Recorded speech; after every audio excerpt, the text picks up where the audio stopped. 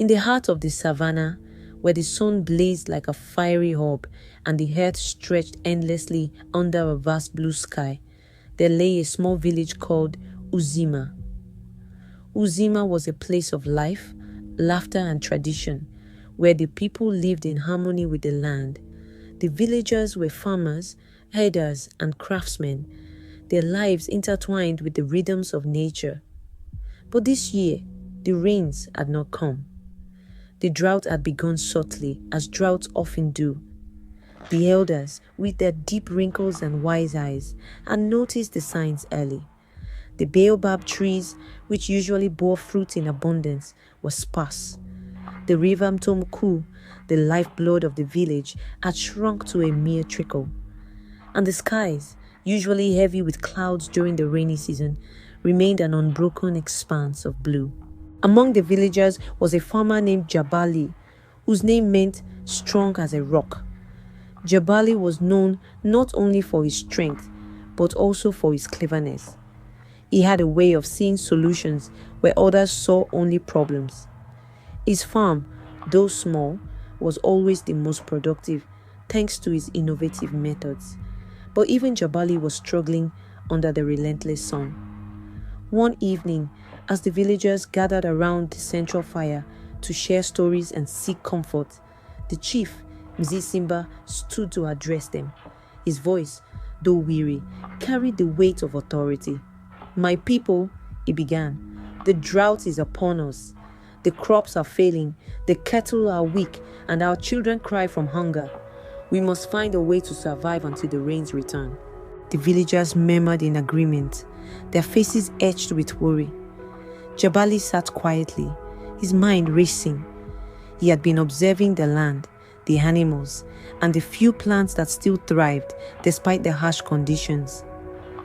That night, as the fire died down and the stars lit up the sky, an idea began to form in his mind. The next morning, Jabali set out to visit Mama Nia, the village's oldest and most respected herbalist. She lived on the outskirts of Uzima, in a hut surrounded by medicinal plants and herbs. Mama Nia was known for her deep knowledge of the land and its secrets. "Mama Nia," Jabali said, bowing respectfully, "I need your wisdom. The drought is killing our crops, but I believe there is a way to save them. I've noticed that some plants near the riverbed are still green, even though the water is scarce. What is their secret?" Mama Nia smiled, her eyes twinkling like the stars. "Ah, Jabali, you are as wise as you are strong. Those plants survive because their roots run deep, reaching the hidden water beneath the earth. They also grow close together, shading the soil and keeping it moist." Jabali thanked her and returned to his farm, his mind buzzing with ideas. He gathered his family and explained his plan. They would dig deeper wells to reach the underground water, and they would plant their crops closer together, using the shade to protect the soil. But Jabali didn't stop there. He remembered the stories of his ancestors who had faced droughts long ago. They had used a technique called zai pits, small holes filled with compost to trap moisture and nourish the plants. The work was backbreaking. Under the scorching sun, Jabali and his family dug wells and zai pits, their hands calloused and their bodies weary. But they did not give up. Slowly, their farm began to transform. The crops, though not as abundant as in years past, were healthier than those of their neighbors. Word of Jabali's success spread quickly through the village. At first, some were skeptical. "How can digging holes save us?" they asked. But Jabali invited them to see his farm, and they were amazed. The green shoots of maize and millet stood in stark contrast to the barren fields around them. Soon the entire village was working together, digging wells and zai pits, planting crops in new ways. Even the children helped, carrying water and compost. The spirit of Arambi, pulling together, filled the air, and hope began to replace despair. Weeks turned into months, and though the rains still did not come, the people of Uzima found ways to survive.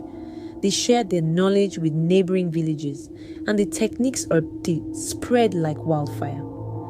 Jabali became a hero, not because he had all the answers, but because he had the courage to try something new.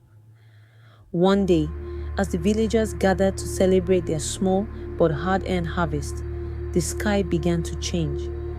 Dark clouds rolled in, and the air grew heavy with the scent of rain. The children danced and sang, their laughter echoing through the village. And then it came, the first drops of rain, cool and refreshing, falling on the parched earth. As the rain soaked the soil, Mzee Simba stood before the people, his voice strong and clear. Today, we celebrate not only the rain, but also the strength and wisdom of our people. Jabali has shown us that even in the hardest times, there is hope if we work together and trust in our ingenuity. Jabali, humble as ever, simply smiled. It was not just me, he said. It was all of us, and the wisdom of those who came before us. We are like the baobab tree. Our roots run deep, and we stand strong no matter the storm. And so, the village of Uzima thrived once more, its people united by the lessons of the drought.